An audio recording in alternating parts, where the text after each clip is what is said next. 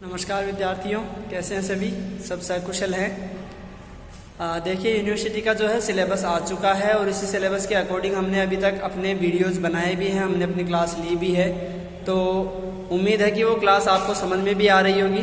फिर भी देखिए, जैसा पहले मैं कह रहा था उसी अकॉर्डिंग मैं आज भी कह रहा हूँ कि अगर आपको किसी तरह की कोई क्वेरीज हैं, कोई प्रश्न आपको समझ में नहीं आ रहा है, किसी बिंदु को लेकर के आपके कोई समस्या है, तो आप कमेंट सेक्शन में जाकर के कमेंट कर सकते हैं। और मैं आपसे ये उम्मीद रखता हूँ कि आप अपने चैनल को सब्सक्राइब ज़रूर करेंगे, क्योंकि अगर आप सब्सक्राइब और बेल आइकन प्रेस करते हैं तो आपको नोटिफिकेशन ऑटोमेटिकली मिलता रहेगा। ये सब चीज़ें आपको भी अच्छी तरह से पता है। तो इसी के साथ अपन आज की क्लास भी शुरू करते हैं। तो चलिए चलते हैं अपने बोर्ड की तरफ, आइए। तो चलिए शुरू करते हैं अपनी आज की क्लास। और जैसा कि आपने थंबनेल में देखा, उसके अनुसार आज हम जिस बिंदु पर अध्ययन करने वाले हैं, जिस बिंदु पर आज हम विचार करेंगे, वो हमारे सिलेबस का एक महत्वपूर्ण बिंदु है। हालांकि हमारे महत्वपूर्ण बिंदु की शुरुआत है, ऐसा मैं कह सकता हूँ। यानी हमारे सिलेबस का जो सबसे पहला टॉपिक दिया हुआ है, उसी टॉपिक से उठाते हुए मैंने आज का बिंदु चुना है, और ये है पानीपत का तृतीय युद्ध, थर्ड वॉर ऑफ पानीपत। यानी पानीपत के युद्ध में अब हम इसमें पढ़ेंगे क्या कि पानीपत के युद्ध में जो मराठा थे, अहमद शाह अब्दाली जो है, इसमें दो लोगों का महत्वपूर्ण योगदान है। और ये युद्ध जो हुआ वो दो लोगों के लिए महत्वपूर्ण रूप से जाना जाता है। वो उसमें पहला व्यक्ति है अहमद शाह अब्दाली, और दूसरा जो व्यक्ति है या दूसरा जो पक्ष है वो है मराठा। इन दोनों के बीच ये पानीपत का तीसरा युद्ध हुआ। और इस तीसरे युद्ध में इन दोनों के बीच में जो युद्ध हुआ, उसके होने के पीछे कारण क्या थे, उसके परिणाम क्या निकल करके सामने आए, क्या इस युद्ध को टाला जा सकता था, इन सारी बातों पर आज हम विचार करने वाले हैं। और देखिए, इस टॉपिक को पढ़ने का जो सबसे महत्वपूर्ण उद्देश्य है वो ये हमारे लिए, वैसे तो सारे ही जो बिंदु हैं वो परीक्षा की दृष्टि से महत्वपूर्ण है, इसीलिए हम उन बिंदुओं को पढ़ रहे हैं, उन पर विचार कर रहे हैं। लेकिन हम किसी भी विषय को अगर चुनते हैं अपने लिए, तो उस विषय के पीछे भी कोई रीज़न होना चाहिए। जैसे कि मैं अगर आपसे ये कहूँ कि हम इतिहास क्यों पढ़ते हैं, तो उसके पीछे भी कोई ना कोई कारण होगा जिसकी वजह से हम पढ़ रहे हैं, वरना हम और भी तो बहुत सारे विषय थे जिनमें से किसी को चुन सकते थे।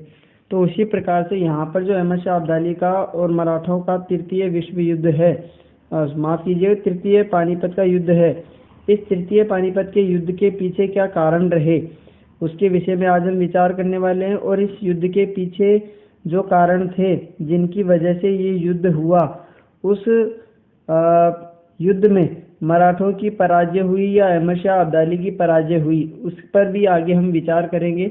वैसे मैं बता देता हूँ कि इसमें मराठों की पराजय हुई थी, लेकिन अभी अगर सारे जो सीक्वेंस हैं उनको मैं तोड़ दूं तो शायद वो इंटरेस्ट जो है वो ख़त्म हो जाता है। तो किसी भी तरह से, जैसे मूवी में होता है ना कि हमको पता नहीं होता एंड क्या होने वाला, ठीक उसी तरह से अगर यहाँ पर मैंने पहले से बता दिया तो शायद आप लोग इसको सुनने में इंटरेस्टेड ही नहीं होंगे, है ना। तो शुरू करते हैं अपनी आज की क्लास को। तो पानीपत का जो तीसरा युद्ध है वो अहमद शाह अब्दाली के बीच और मराठों के बीच हुआ। तो देखिए, मराठों की जो साम्राज्यवादी नीति थी, मराठा जो थे वो साम्राज्यवादी थे, यानी एक तरह से वो अपना साम्राज्य जो है उसको विस्तार करना चाहते थे, उसका विस्तार करना चाहते थे। तो साम्राज्यवादी जो नीति है मराठों की, उसकी वजह से ये युद्ध हुआ, है ना।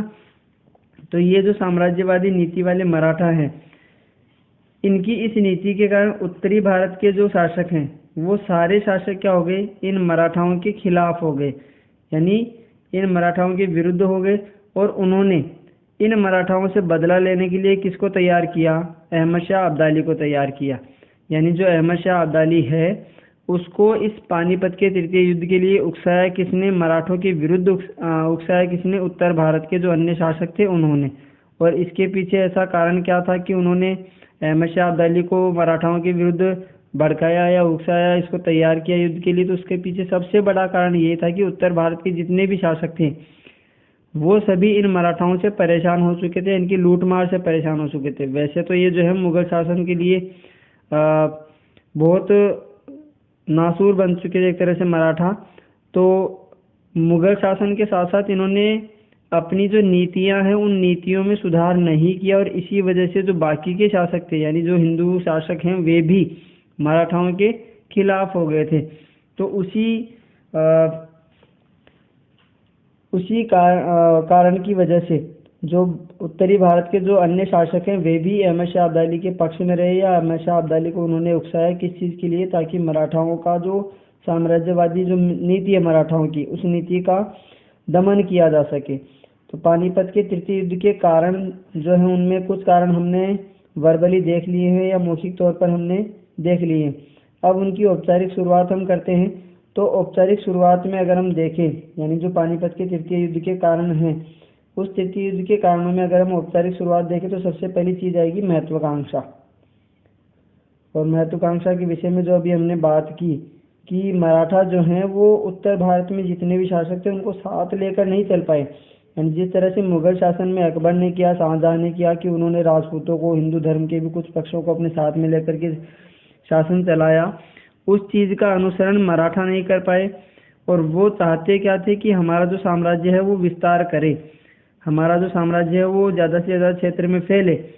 और इस वजह से ही उन्होंने अपनी इन महत्वाकांक्षाओं की पूर्ति के लिए ही जितने भी मराठा सरदार थे उन्होंने क्या किया, लूटमार और सैनिक अभियानों को बढ़ावा दिया। यानी उन्होंने प्रशासन में इतना महत्वपूर्ण योगदान नहीं दिया जितना उन्होंने सैनिक अभियानों में और लूटमार में दिया। तो उन्होंने केवल लूटमार करके अपने आप को संपन्न करना चाहा, किन्होंने, संपूर्ण मराठाओं नहीं, मराठा सरदारों ने। और इसी का परिणाम रहा कि तृतीय पानीपत का युद्ध हुआ। फिर इसी प्रकार उत्तर भारत के जो शासक हैं वे सारे भी क्या थे, मराठाओं के खिलाफ थे।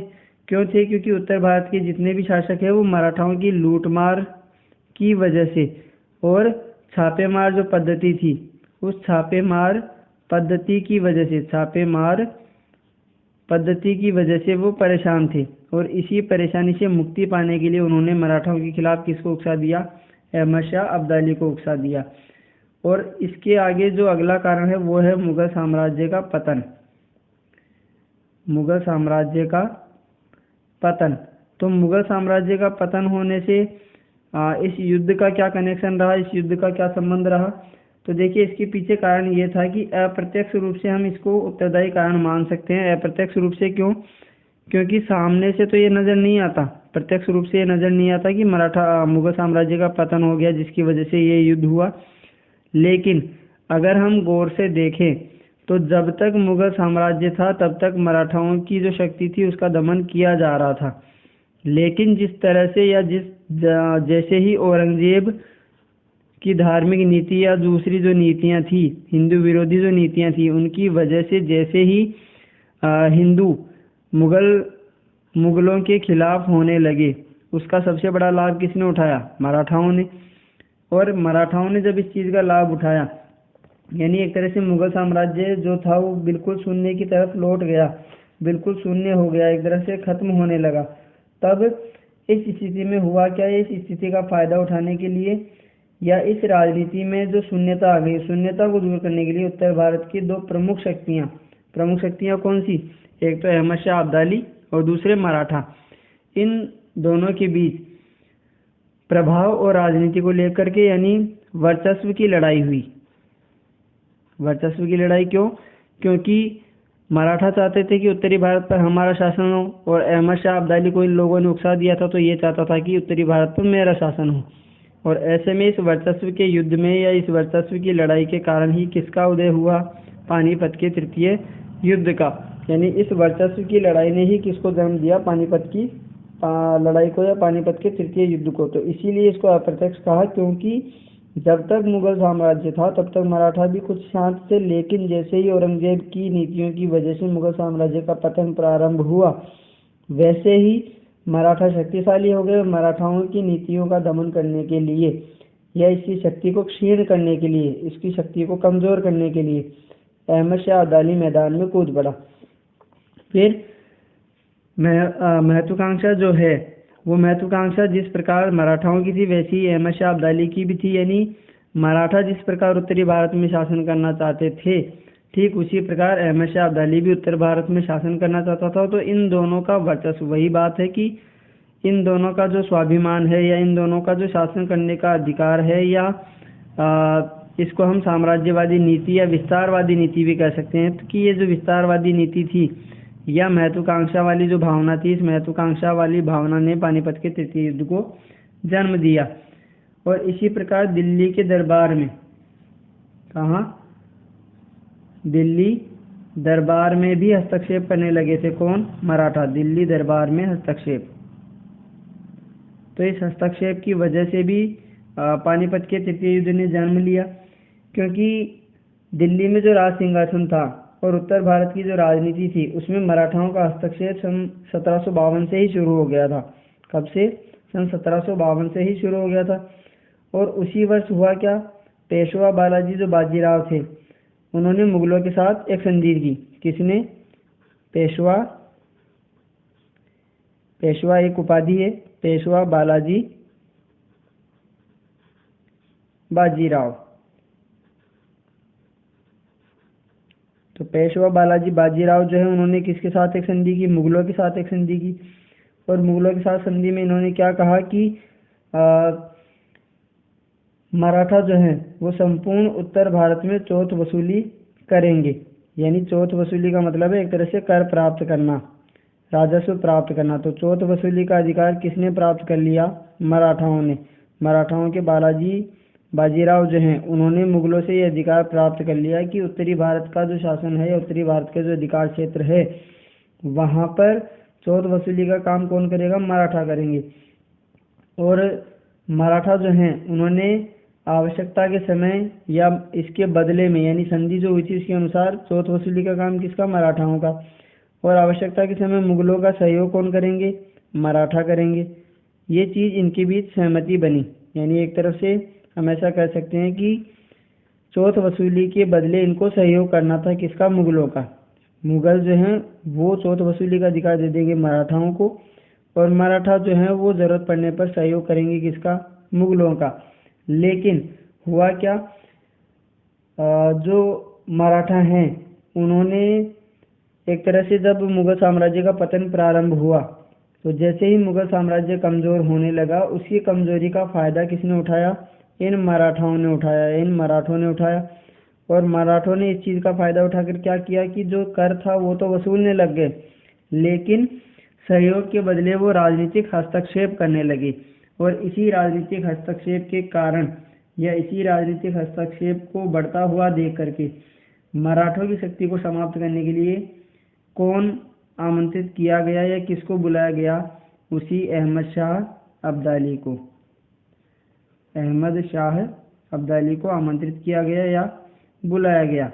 यानी कहने का मतलब ये हुआ कि संधि की नीतियां जो थी उन नीतियों का पूर्णतः पालन नहीं हो रहा था, जिसकी वजह से क्या हुआ? अहमद शाह अब्दाली मैदान में आया और पानीपत के तृतीय युद्ध का उदय हुआ या पानीपत का तृतीय युद्ध हुआ, ऐसा हम कह सकते हैं। अब हम बात करें पानीपत के तृतीय युद्ध की घटनाओं की। युद्ध की घटना यानी ये तो अभी जो हमने पढ़े ये तो सब क्या थे? कारण थे, है ना। लेकिन इन कारणों की वजह से जिस युद्ध का जन्म हुआ उस युद्ध की घटनाएं क्या थी कि 1759 में, कब? 1759 में क्या हुआ? अहमद शाह अब्दाली जो है उसने पंजाब पर आक्रमण करके मराठों को वहां से भगा दिया था और दिल्ली तक प्रस्थान कर गया था। यानी एक तरह से 1759 में अब्दाली जो है, कौन? अब्दाली जो है 1759 में उसने क्या किया? मराठाओं पर आक्रमण किया और मराठों को पंजाब से कहाँ भगा दिया? पंजाब से दिल्ली भगा दिया। ऐसा काम किसने किया? ऐसा काम अहमद शाह अब्दाली ने किया। और अहमद शाह अब्दाली जो है उसका सामना करने के उद्देश्य से वापस क्या हुआ? 1760 में। कब? 1760 में। अभी जो पहले वाली बात की है तो 1759 की है, यहाँ से दिल्ली तक भगा दिए किसको? मराठाओं को। अब 1760 में क्या हुआ? एक मराठा सरदार है जिसका नाम क्या है? सदाशिव नाम से है, सदाशिव भाऊ। सदाशिव भाऊ जो है ये मराठा सरदार है। तो सदाशिव भाऊ जो है वो दिल्ली पर अपना साम्राज्य जमाना चाहता था, अपना अधिकार करना चाहता था। तो इसने क्या किया, 1760 में पानीपत के प्रसिद्ध मैदान में, पानीपत का प्रसिद्ध मैदान वही जो युद्ध क्षेत्र जिसको हम मान रहे हैं, तो पानीपत के प्रसिद्ध मैदान में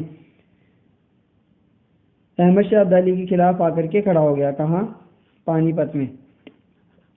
पानीपत के युद्ध में अहमद शाह अब्दाली के खिलाफ सदाशिव भाऊ जो है वो आकर के खड़े हो गए। और सामने से कौन? सामने से मतलब अहमद शाह अब्दाली की तरफ से। तो अहमद शाह अब्दाली की तरफ से कौन कौन आ गए? एक तो नाम था जिसमें नजीबुद्दौला, ये व्यक्ति था जिसने अब्दाली की सेना का नेतृत्व किया। और दूसरा था शुजाउद्दौला। कौन? शुजाउद्दौला। तो ये दो व्यक्ति थे, एक तो नजीबुद्दौला और दूसरा शुजाउद्दौला, जो अहमद शाह अब्दाली की तरफ से युद्ध कर रहे थे। और दूसरी तरफ कौन था? सदाशिव भाऊ। तो कुल मिलाकर के ये दो पक्ष हो गए जो युद्ध को तैयार थे। लेकिन सदाशिव भाऊ जो है उसकी तरफ से लगभग 45,000 सैनिक थे और अहमद शाह अब्दाली जो है उसकी तरफ से लगभग 60,000 सैनिक थे। तो इस प्रकार से सेना में बड़ा अंतर था दोनों की में, यानी लगभग 15,000 सैनिकों का अंतर था। तो ऐसे में हुआ क्या? 1761 में। कब? 1761 में। 1761 में क्यों? क्योंकि लगभग 2 महीने तक ये सेनाएं एक दूसरे के आमने सामने डटी भी रही। लगभग 2 महीने तक कोई युद्ध नहीं हुआ, ये दोनों सेनाएं एक दूसरे के आमने सामने डटी रही। और 1761 में ये युद्ध प्रारंभ हुआ। और जैसे ही ये युद्ध प्रारंभ हुआ वैसे ही अहमद शाह अब्दाली के जो घुड़सवार सैनिक हैं वो घुड़सवार सैनिक मराठा सेना पर हावी होने लगे, यानी ये उस सेना का मराठा सेना का नुकसान करने लगे। और इनका नुकसान होते हुए देख करके, यानी जैसे ही मराठा सेना का नुकसान होने लगा तो मराठा सेना कमज़ोर पड़ गई। और कमज़ोर पड़ते हुए देख करके जो पेशवा का पुत्र था विश्वासराव, वो इस युद्ध में मारा गया। यानी घुड़सवार सैनिक जो हैं वो हावी पड़ रहे थे मराठा सेना पर। और मराठा सेना का जो पेशवा का पुत्र है उसका नाम क्या है? विश्वासराव। इस व्यक्ति की इस युद्ध में मृत्यु हो गई। और ऐसी स्थिति में जो सदाशिव भाऊ है, उस सदाशिव भाऊ ने क्या किया? मोर्चा संभाला। और सदाशिव भाऊ भी इस युद्ध में मृत्यु को प्राप्त हो गया। यानी 2 लोग मराठाओं की तरफ से जो बड़े अधिकारी क्षेत्र के थे या जो बड़े अधिकारी पद पर थे, एक तरह से मान ली सेनापतित्व, जो सेना का जो नेतृत्व कर रहे थे, एक तो विश्वासराव और दूसरे सदाशिव भाऊ, ये दोनों ही मृत्यु को प्राप्त हो गए। और जैसे ही इन दोनों की मृत्यु हुई वैसे ही पानीपत के युद्ध में विजय किसकी हो गई? अहमद शाह अब्दाली की। और जो मराठाओं की सेना है, ये मराठाओं की सेना इसमें भगदड़ मच गई। या ऐसा मान लीजिए कि ये मराठा की सेना जो है वो इसने हाथ खड़े कर दिए, एक तरह से इसने अपनी हार स्वीकार कर ली। तो कुल मिलाकर के कहने का मतलब ये हुआ कि पानीपत के तृतीय युद्ध में विजय किसकी हुई? अहमद शाह अब्दाली की। 1760 में युद्ध के लिए दोनों सेनाएं आकर के आमने सामने डटी। मराठाओं का जो नेतृत्व था वो कर रहा था सदाशिव भाऊ, और अहमद शाह अब्दाली की सेना का नेतृत्व करने वाले थे नजीबुद्दौला और शुजाउद्दौला। लगभग 2 महीने तक दोनों सेनाएं एक दूसरे के आमने सामने डटी रही। सेना में बड़ा अंतर था। और जैसे ही युद्ध हुआ 1761 में, वैसे ही जो अब्दाली के घुड़सवार सैनिक है वे हावी हो गए किस पर? सदाशिव भाऊ पर या मराठा सेना पर। और इसमें मराठा सेना का विश्वासराव मारा गया जो पेशवा का पुत्र था। और इसकी मृत्यु होते ही सदाशिव भाऊ ने पद संभाला और सदाशिव भाऊ भी इस युद्ध में मृत्यु को प्राप्त हो गया। और जैसे ही सदाशिव भाऊ की मृत्यु हुई वैसे ही मराठा सेना ने हाथ खड़े कर दिए और मैदान से भाग छूटी। और कुल मिलाकर के जीत किसकी हो गई? अहमद शाह अब्दाली की इसमें जीत हो गई। तो ये तो रही बात इस युद्ध के कारणों की कि युद्ध क्यों हुआ और युद्ध का घटनाक्रम क्या था। अब हम बात कर रहे हैं कि ये जो युद्ध था, इस युद्ध की पराजय में, यानी मराठों की जो पराजय थी, तो मराठा पराजय के कारण क्या थे? मराठा पराजय के कारण इस युद्ध में क्या रहे? ऐसा क्या था कि मराठाओं से अगर पूरा उत्तर भारत परेशान था, तो इस युद्ध में ऐसा क्या हुआ कि मराठा जो है वो हार गए, है ना। और इस युद्ध में अगर मराठा हार गए तो इस युद्ध की मराठा के हार के बाद इस युद्ध के परिणाम क्या रहे, यानी इस युद्ध का परिणाम क्या हुआ? क्योंकि देखिए कोई भी क्रिया अगर हो रही है तो उसके पीछे प्रतिक्रिया अवश्य होगी, ये स्वाभाविक है। प्रतिक्रिया अवश्य होगी, ये स्वाभाविक है। और दूसरी बात, अगर कोई भी क्रिया हो रही है, प्रतिक्रिया हो रही है, तो उसका परिणाम भी निकल करके आएगा। मान लीजिए आपने पत्थर फेंका, फल पर लगा, तो आपने पत्थर फेंका तो उसकी प्रतिक्रिया क्या हुई कि वो कहीं ना कहीं लगेगा, तो मतलब फल पर लगा। और जैसे ही वो फल पर लगा तो उसका परिणाम क्या हुआ कि फल नीचे गिरा या वो फल आपको प्राप्त हुआ। तो वैसे ही यहाँ पर है कि जो मराठा सेना थी, या ये जो युद्ध था पानीपत का तृतीय युद्ध, इस युद्ध के कारण क्या रहे वो हमने देखे। फिर युद्ध का जो वर्चस्व, युद्ध की जो प्रक्रिया है, घटनाक्रम है, उसको हमने देखा। अब इस युद्ध में मराठाओं की पराजय के कारण और इस युद्ध के परिणाम, इन दो बिंदुओं पर हम बात करेंगे अगली कक्षा में। ठीक है, तब तक के लिए इतना ही। उम्मीद है आज की क्लास भी आपको पसंद आई होगी, समझ आई होगी। फिर से मिलेंगे नई क्लास में, आपके साथ रूबरू होंगे। तब तक के लिए विदा लेते हैं आपसे। अलविदा, शुक्रिया, धन्यवाद।